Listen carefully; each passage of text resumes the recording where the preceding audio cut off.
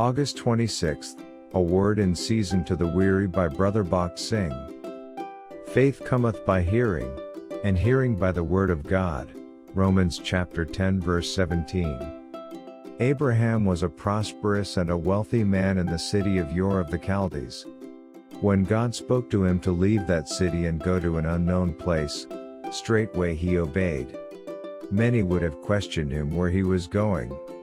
He would have replied that he did not know. He was the only man in the whole city who believed in God. But he had to face mocking. Even though he never knew where God was leading him, he obeyed him and left the city.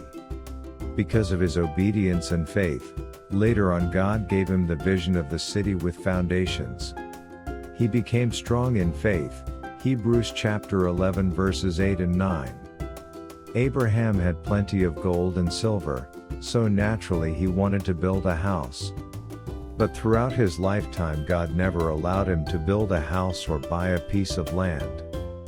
He had to live in tents as pilgrim and a stranger.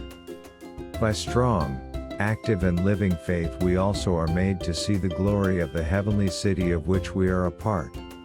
In the same way, God had kept Sarah barren for a long time. Whatever may happen to us, it is intended to give us a strong faith. Without such a faith, we will never know the greatness of our salvation. Hebrews chapter 11 verses 13 to 16.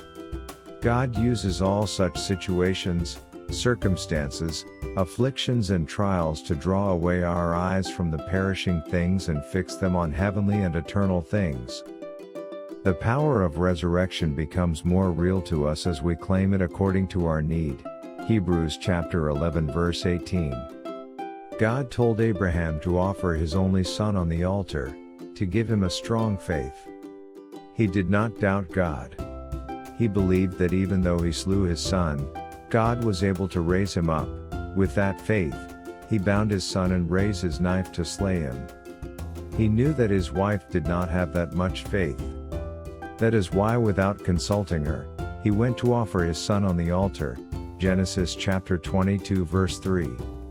He got up early in the morning, took his servants and an ass and went away.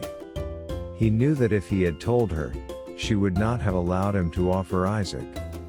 She would have said, "How can we offer our only son?" God will never say such a thing. That is how many times we also question. Being a man of faith, without the least doubt, Abraham got up early in the morning and took his servants and son and proved God's faithfulness. Thus his faith became strong. By the ram caught in the thicket, God was showing him that he also was bound to him. So to enjoy our salvation fully we need a strong, active faith. Our share in the heavenly eternal city will become real to us by faith. We can thank God for any affliction and any trial because they give us faith like that of Abraham or David or Moses. It is a lifelong experience. We may have to go through painful situations and experiences for that faith.